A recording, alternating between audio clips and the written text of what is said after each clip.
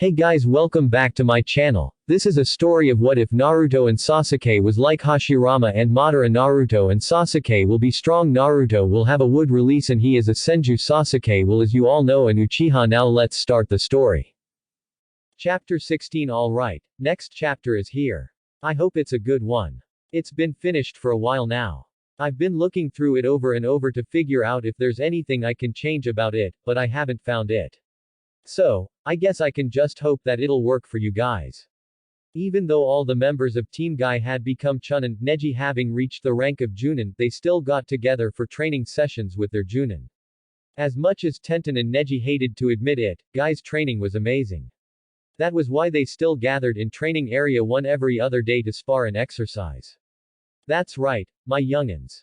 Guy barked with a sparkling grin as he watched Lee and Neji sparring, Tenten sitting off to the side drinking water. Youth waits for no one. Give it your all, and then give some more. Youth has long since run away from you.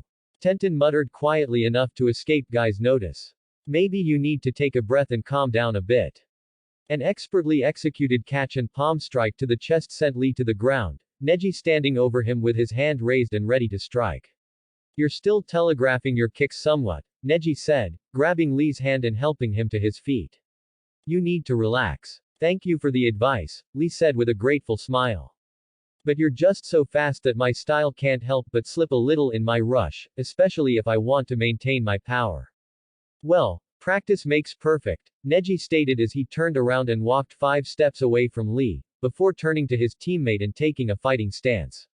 Let's go again, Lee. Right, Lee exclaimed, taking the Goken stance.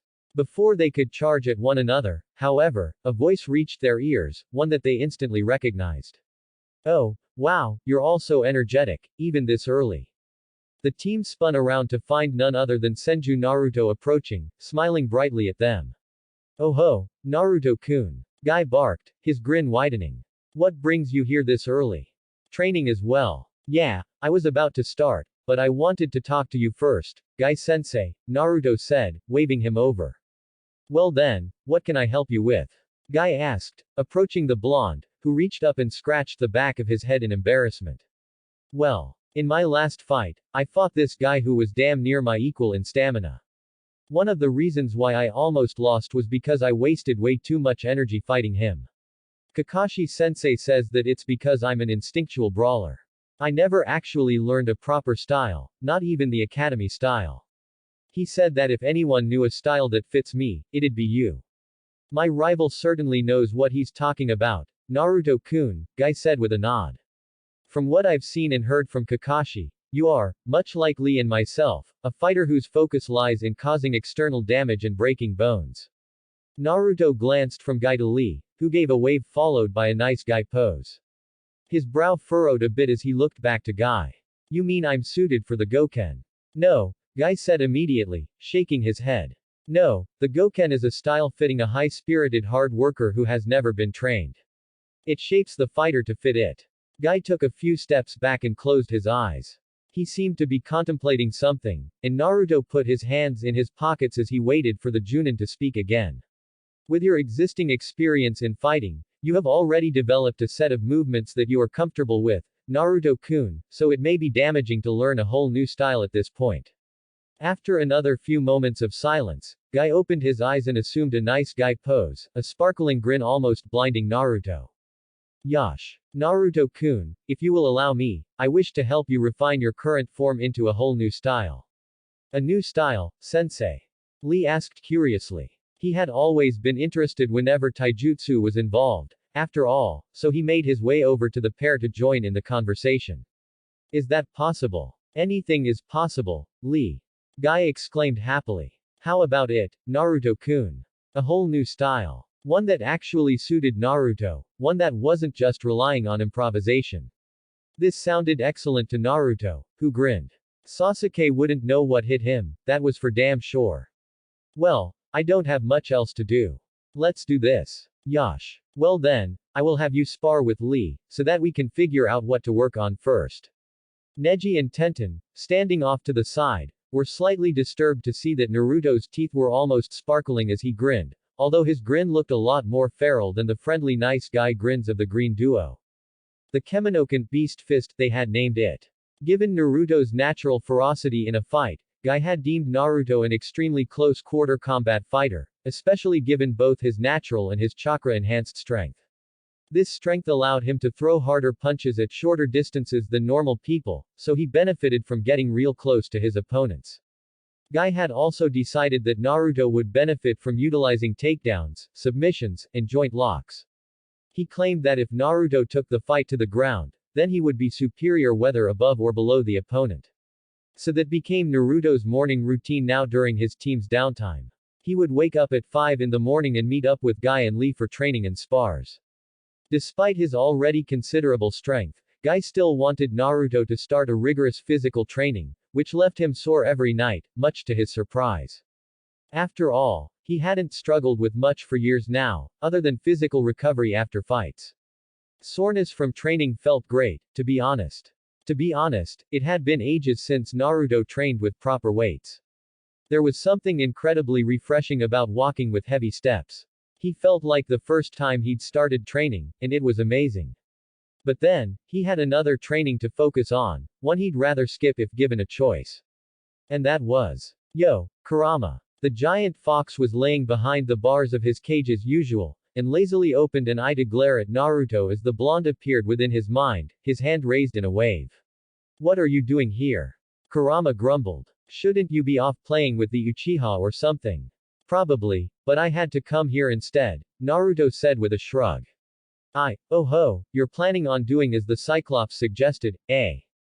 Kurama asked, a grin slowly appearing on his face. You want to try learning how to use my power? Naruto frowned at the biju and shoved his hands into his pockets. He was very reluctant to say this, but it had to be said. It was the truth, after all.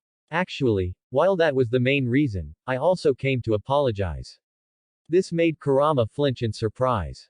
His other eye snapped open in amazement, and he turned his head to look at Naruto as though seeing him for the first time. Apologize. Yeah, Naruto muttered, reaching up to scratch the back of his neck. It's my body, and by all rights, I can risk its health as much as I'd like, but you're living in here too. My pride almost got us killed in that last fight. I was fighting like only my life on the line. I didn't even consider you. Naruto closed his eyes and took a deep breath, steeling himself for what he was about to say. And I'm sorry about that. Kurama just stared at Naruto in shock for a while. He didn't speak, barely even breathed. Although Naruto was embarrassed that he felt the need to apologize, a small part of him made sure to file the look on Kurama's face away for later. After a few moments of silence, Kurama let out a scoff and lay down again, closing his eyes. Idiot. You think you're gonna get me to let you use my power just because you make a show of apologizing, he growled out. Get real, brat. Hey. I wouldn't try anything underhanded as that. Naruto snapped. I'm being honest here. For once I don't try to antagonize you, and you go and insult me. What the hell? Shut up. Kurama barked. Like a human like you would ever lower himself to apologizing to a biju. I'm not falling for it. A muscle under Naruto's left eye twitched in annoyance. While he had been acting sort of rude to Kurama these last few years, and Kurama had done the same in turn, he was actually trying to reach out for once, and the fox does this. Growling, Naruto marched forward, and, much to Kurama's surprise, walked right through the bars separating them. He jumped up onto the shocked fox's snout and walked straight up to one of the massive eyes peering at him. Oi, Kurama, seriously, Naruto growled out, glaring into the giant slit of a pupil. One of these days, we're really gonna have to do something about this attitude of yours. It's not healthy. Why, you cocky little. Kurama snarled, glaring right back. If you think I won't crush you. Crush me now, and you'll be sealed inside a lifeless body, Naruto countered. With the seal still in place. Kurama snarled again, his head shooting up and shaking back and forth fiercely to get Naruto off him. But Naruto had managed to stay on Gamabunta's head. He sure as hell wasn't going to fall off this one, especially with a bunch of fur to hold onto. Do not mock me, you little shit. Kurama roared. Do you think that you can just wander in here without consequence? Don't be so full of yourself. Naruto gritted his teeth in annoyance and raised his fist. It came crashing down on Kurama's snout with enough force to knock his head straight down into the water, the fox letting out a surprised grunt of pain. I shouldn't be so full of myself. Naruto argued angrily. You're the one always barking about how much of a disgrace it is to be embarrassed, and about what an ant I am compared to you. I came here extending an olive branch, and you spat in my face. So why don't you get your head out of your ass and start acting a little friendly? As I've always said, like it or not, we're stuck with each other. And I've told you, I don't want to hear it, brat. Kurama yelled back. How would you feel if you were continuously sealed into pieces of meat that were too full of themselves for their own good? Always, Kyuubi, you're dangerous, or, Kyuubi, you can't roam free. It makes me sick. Naruto glared at the fox for a few moments longer, but then scoffed and hopped off, heading back between the bars before turning to face Kurama again. I'm gonna go train. I don't wanna talk when I'm all pissed off, he stated, trying to sound as calm as he possibly could. But, Kurama, you should know by now that I'm unlike anyone you've ever encountered. With that, Naruto turned his back on Kurama and walked off. And how many times since I learned your name have I ever called you Kyuubi? Naruto's form faded from view, leaving a blinking Biju behind. Kurama stared in silence at the spot where Naruto had just stood. Then he scoffed and lay down once more, crossing his front legs under his chin. TCH. Gigi, is this brat your? In the real world, Naruto's eyes snapped open as he sat in front of one of the logs at Team 7's training grounds. He frowned to himself. His relationship with Kurama was really weird. Naruto was always argumentative and rude with the fox, but he didn't do it out of hate. He was just annoyed with Kurama's attitude. Honestly, if it were up to him, Naruto would have preferred to be friends with the fox. Well, he'd just have to make another attempt later. That evening, Naruto walked into Yakiniku-Q for a joint meeting with his team and Team 10. Team 10 had decided to meet up for dinner, and Ino had immediately invited Team 7. Since Yakiniku was Team 7's neutral food choice to keep Naruto and Sasuke from fighting over whether to eat dango or ramen, they had agreed. Everyone was already seated at a table, and Choji had even started eating already, no surprise there, when Naruto approached them, raising a hand in greeting.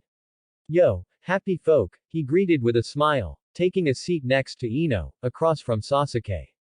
How's everyone doing this evening? Bored, Sasuke said, immediately starting to place meat on the grill built into the table now that Naruto had arrived. We've done nothing but train for the last couple of weeks.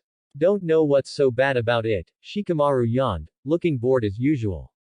To be honest, I could think of nothing better than to be in the Niju Shoutai. I mean, the chances of an Akatsuki encounter are slim, and we hardly even get any other missions in order to make sure we're ready to deploy at a moment's notice. It's like a vacation. Vacation for you, yeah, but we want a bit of excitement, you know. Naruto argued. I mean, seriously, we haven't even gotten a measly C-rank mission yet, and it's been weeks since the Niju Shoutai was last deployed. He groaned in disappointment, while Ino and Hinata giggled at the looks on his and Sasuke's face, then he grabbed his plate and snatched a beef tongue off the grill, which got him a glare from Sasuke. Oi, that was mine, I put that there. Yeah, I noticed, thanks for doing that for me, Naruto said, biting down on the beef tongue. It's delicious, by the way. Before a fight could break out, Hinata spoke up. Naruto-kun, Sasuke-kun, please don't start fighting. I know you're both restless, but this is a nice restaurant. Sasuke seemed to concede to that point, slowly relaxing before looking around. Has anyone heard anything about Hidan? Dad's been leading the interrogation, Ino said, frowning. Apparently, he's a masochist, so nothing Ibiki-san did had any effect whatsoever on him. But Dad wouldn't tell me anything. Why not? Naruto asked as he furrowed his brow. It's Akatsuki business, so we should be privy to any intel available. We're only privy to the intel Hokage-sama allows us, Shikamaru argued, which made Naruto scoff. No need to be so damn secretive, though.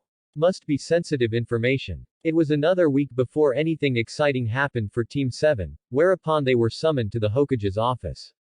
And, as usual, they had to wait for Kakashi. To his credit, though, he only kept them waiting for 15 minutes. Since it's only our team, I am assuming that there hasn't been an Akatsuki sighting. Kakashi mused, looking around the office for signs of any other ninja.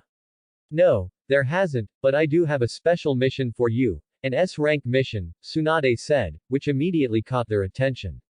Team Kakashi, you are hereby ordered to travel to Rice Field Country. There, you will track down and kill the traitor Orochimaru. He has been allowed to roam freely for too long. This made Team 7 go wide-eyed. Wait, Naruto said, sounding amazed. I thought the old pervert had called dibs on that job. Will he be joining us?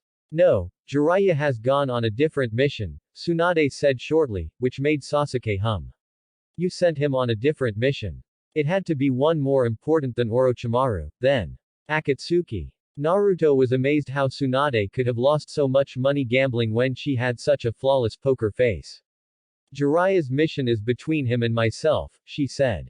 It has nothing to do with yours. Naruto and Sasuke shared a look and nodded to each other. That answer had basically confirmed that the mission did indeed involve the Akatsuki. Apologies, Hokage-sama, Kakashi interjected as he looked up from his book at Tsunade, but doesn't missions involving the Akatsuki have everything to do with members of the Niju Shoutai? Be that as it may, your current mission has nothing to do with that. Your mission is, if anything, more important. I know the snake is dangerous, but more important than the Akatsuki.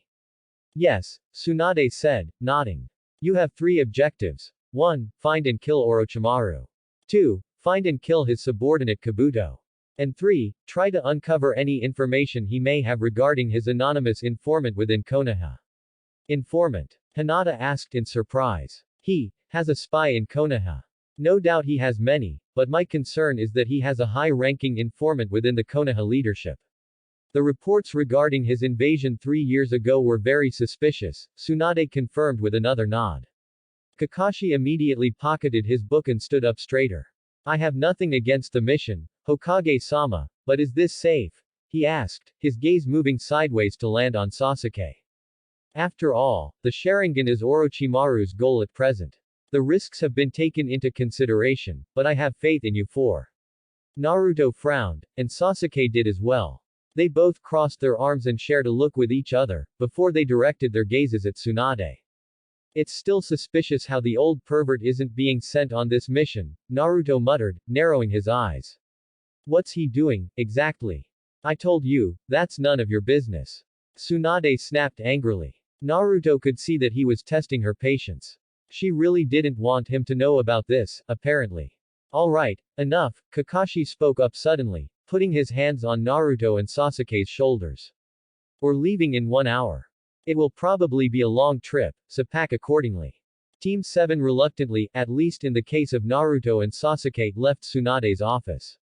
As soon as the door closed behind them, Naruto scoffed in annoyance. That must be some mission she's sending the pervert on, he barked. Won't even send us in as backup. Too risky, you think? Apparently the risk of you being captured by Akatsuki is greater than the risk of me being captured by Orochimaru, Sasuke said with a nod, so it must be a very dangerous mission. Damn it, that's all the more reason not to send him in alone. Naruto yelled, his foot lashing out to kick the wall across from him. Calm down, Naruto, Kakashi said calmly. Jiraiya-sama is a capable shinobi. No doubt, his main objective is recon, so it would be too risky to send a team. Especially if the potential enemy is dangerous. Well, I don't like it. You never do. Naruto and Sasuke's gazes met, and after a few moments of silent conversation, Sasuke sighed and nodded. 1 hour later, Kakashi, surprisingly on time, looked over his team with a frown as they stood outside Konoha's gates. While he could understand Naruto's concern for Jiraiya, it was very uncomfortable to see him frowning and brooding. That was usually Sasuke's shtick, after all. The worst part was that Sasuke's personality hadn't done a complete switch and mimicked Naruto's usual personality, so now the lazy Junin had to deal with 2 brooding students. Maybe I'm getting a bit too old for this crap, he thought tiredly, before shaking his head and waving his hand to catch the attention of his team. Alright, boys and girl, our destination is Rice Field Country. If we keep a good tempo without exhausting ourselves, we should be able to reach it in 2 days. When we get there, we'll plan our search. Sounds good. Not really, but I guess you don't care about that, Naruto muttered, which caused Kakashi to raise his hands in a placating manner. Now, Naruto, I'm concerned about Jiraiya-sama as well, but Tsunade-sama has given us a mission, and we have to carry it out, regardless of our personal opinions. I know. Still don't like it, Naruto growled out, before walking off down the road, his hands stuffed into his pockets. Let's get this over with already. Kakashi frowned at his student's back, watching as the quiet Sasuke and Hinata followed soon after, before he sighed and followed as well. Yep. Definitely getting too old for this. Do we even know where Jiraiya's going? Naruto asked suddenly, which caused Kakashi to perk up. Why does that matter, Naruto? We're not going there. But if he sends out a call for backup, we're the best possible team to go help, Naruto argued. But that'd be hard if we were too far away, you know. I don't know much more about Jiraiya-sama's mission than you do. All I have to go on is rumors. And what do the rumors say? Sasuke asked, making Kakashi frown. I can't tell you that. Even if we promise to stick with our current mission until told otherwise. Naruto asked, glancing back at Kakashi with a raised eyebrow. You know we'd never break promises. Kakashi walked with his brow creased in silent contemplation for a few moments. He knew he really shouldn't tell them, but it was as Naruto said, they always kept their word, so if he got them to make the promise, then it couldn't hurt to divulge a bit of information. Alright, but I want the promise first. Team 7 all stopped, and Sasuke raised his left hand, putting his right hand over his heart in an overly dramatic gesture that Kakashi felt was completely unnecessary. I promise not to deviate from our current mission regardless of any information on any other mission I may be given, unless instructed otherwise, he vowed, before looking to his teammates. You too. I promise, Hinata said softly, and Naruto nodded. Yeah, promise. Very well, Kakashi said, sighing. I can't say for sure if it's where Jiraiya-sama is headed, but Shizune let slip that he's been investigating Imegakure no Sato, so that's his most likely destination. Aim. Hinata repeated in surprise. It's never been a village of any great renown. Not since Salamander Hanzo, anyway, Sasuke agreed, glancing at Kakashi. What do you think about this? Kakashi hummed as he rubbed his chin. AIM is pretty infamous for refusing any greater contact with any of the 5 major villages, so it would be a suitable place to stay out of notice, I suppose. He then glanced at Naruto, who was still looking bitter about the whole situation. Remember your promise now, Naruto. Yeah. As Team 7 walked onward, a bird sitting on a branch above them flew off, and deeper inside the forest, Yamanaka Ino slowly opened her eyes. Imegakure, she spoke, looking to the blonde teenager crouched down in front of her. Kakashi-sensei thinks Jiraiya-sama is heading for Imegakure no Sato. He says Shizune-san let slip that he was investigating that village. Naruto hummed as he rubbed his chin. Given their strict border patrol and general dislike toward outsiders, I guess that would be a good place to hold up if you were Akatsuki, he mumbled. Kakashi-sensei didn't notice anything. If he did, he didn't voice it. Good. Naruto and Ino stood up, and Naruto gave his fellow blonde a serious look. I've been assigned another mission, and you don't exactly have clearance to leave the village. If you go with me, we might be charged with treason, you know. I know, Ino said with a smile. But, you know, Asuma-sensei always told us that following our gut is most often the best way to go. She gave Naruto a thumbs up. So that's what I'm gonna do this time. Besides, if Jiraiya-sama's mission really is recon, I'd be a great asset, right? Naruto grinned. True enough. 2 days later found Team 7 sitting in their room at an inn by the border of rice field country. The time had come to draw up a strategy for their entrance into the country. Right, before we begin, you two can drop the act, and you can release your cage bunshin now, Sasuke, Kakashi said as calmly as though he was merely talking about the weather, making all 3 of his students go wide-eyed in surprise. Naruto eventually gave a scoff and disappeared in a puff of smoke, leaving only an ashamed Hinata and a disgruntled-looking Sasuke. How did you know? I was masking my chakra pretty well. Oh, yes, that you did. I tried feeling for it, but I couldn't really detect any real difference between your chakra and Naruto's. I'm not really a censor, after all, Kakashi said with a shrug. It was more your mannerisms. You couldn't mimic Naruto's personality even if you tried. Plus, there's the fact that you called Jiraiya-sama by his name before we set out. Naruto wouldn't do that. And I knew Hinata was in on the ruse because even though I couldn't sense the difference between your chakras, she would have when she did an area check with her Byakugan before we got our room. Sorry, sensei. Hinata mumbled. But Naru, so what was the point of making us do that stupid promise if you already knew I was impersonating Naruto? Sasuke interrupted with a frown. Why the act? Kakashi sighed and leaned back, a fond smile hidden behind his mask. I knew I wouldn't be able to get Naruto to just go with us on this mission with Jiraiya-sama at risk. Calling your bluff would have just gotten me into an argument with him.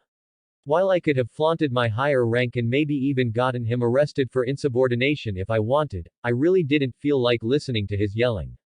This caused Sasuke to smirk at him, and Hinata appeared to see right through the act as well, because her ashamed look was replaced with a small smile. Plus, you're also afraid Jiraiya's mission will get him into trouble, and you think Naruto would be good backup for him. Kakashi smiled. Officially, I have the utmost confidence in Jiraiya-sama's ability to carry out his mission, and my duty as a shinobi requires me to focus on my own mission. I am also obligated to report Naruto for insubordination when we get back. I'll take that as a yes. So I suppose Naruto had an accomplice? Kakashi asked. I may not be a sensor, but I can sense presences pretty well. I didn't sense Naruto anywhere near us when you were fishing for information, so it had to be someone skilled in stealth. Nothing slips past you, eh? Sasuke muttered. He told me he was going to get Ino to help him eavesdrop while I tried to get information out of you. Ah, I should have been able to figure that out myself, Kakashi realized with a nod. The Yamanaka clan has been using wildlife for recon for generations, and their presence is very hard to sense.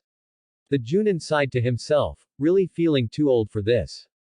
The fact that he wasn't protesting or trying to go intercept Naruto meant that if either he or Ino got injured while trying to aid Jiraiya, Kakashi might be held responsible as well. After all, Tsunade would realize that Kakashi had seen through Sasuke's henge immediately. She'd probably demote him. Maybe to Genin. Hey, Sasuke said, having noticed the look on Kakashi's face. Don't get cold feet now. You, Hinata, and I are more than enough to deal with both Orochimaru and Kabuto. Still, I'd feel better with Naruto here, Hinata admitted softly, poking her fingers together nervously. I wonder how he's doing. Said blonde was currently with his now official girlfriend Ino. His head broke the surface of a lake on the east side of AIM, his gaze searching for any hostile presences. While he hadn't sensed anyone before surfacing, he still had to make sure with his own eyes. After he made a gesture under the water, Ino's head broke the surface next to him, a rebreather in her mouth. You know, it's cheating to manipulate the oxygen in the water, she muttered after taking off the rebreather. Naruto just smirked at her. Can you sense Jiraiya-sama? Yeah, he's nearby. I guess he used this lake as well. By the way, how did you know about that underwater tunnel? Ino asked as they climbed onto the surface and started to walk toward the village. I spent 3 years with the pervert, Naruto explained with a small smile. Whenever he decided to go for a bar run, he left me a couple of notebooks and such to study. One of those books had a whole bunch of secret paths into various villages around the world, including this one. Naruto stopped and held up his hand in a half-rammed seal, focusing on his sensing, as he could feel a familiar presence nearby. Oh, that trick, eh? What is it? Ino asked curiously as Naruto smirked to himself. There's a toad on Myoboku's and Mount Myoboku, Gamayama, who has some impressive transformation techniques. One of them includes turning into a building. I guess the perv is using him to lure in some people to beat information out of. Ino glanced at Naruto as they started walking again, and she smiled at him. You know, every time I hear about the toads, they sound more and more impressive. How many are there, by the way? I've now heard of Gamakichi, Gamabunta, Gamaken, and Gamayama. There's a whole bunch. I haven't even met them all yet, not that I've even been to Myobokuzen yet. The perv said he'd bring me there soon, though. It'd be nice to share a drink with Bunta in his home. He promised he'd treat me if I showed up. Sounds nice, Ino said with a smile, which was shared by Naruto. The two of them arrived at the location where Naruto sensed Jiraiya just in time to see a building, a bar that had a sign reading, Grand Opening. All you can drink 500 ryu. On it, shrink down at an amazing speed, taking the shape of a rather small toad. The sight, even though Naruto had told her about it, made Ino jump in surprise. He can transform, she barked in surprise, staring at the toad in shock. The toad, Gamayama, looked up at Naruto, his eyes widening in surprise. Yo, Yama, Naruto greeted, raising his hand. How about you open up and let us in, eh? I need to see the pervert. Jiraiya told me not to let anyone else in other than after the two that just entered. Yama muttered, scratching his head. I'm pretty sure I'm not supposed to let you in, either. If he's got someone else in there, he's doing an interrogation, right? Naruto asked, to which Gamayama nodded, which caused the Senju to jut his thumb over his shoulder to point at his fellow blonde. Well, in that case he could benefit from my friend here. Naruto paused suddenly, blinking in realization.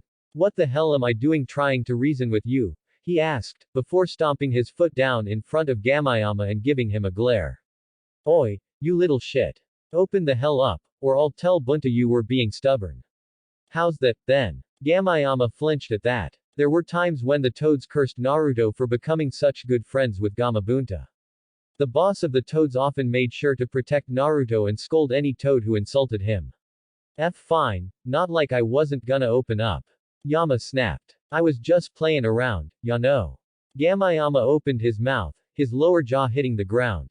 Then, his mouth expanded, stretching higher and wider until it became around the size of a door. We're going in there. Ino asked, sounding a bit disgusted.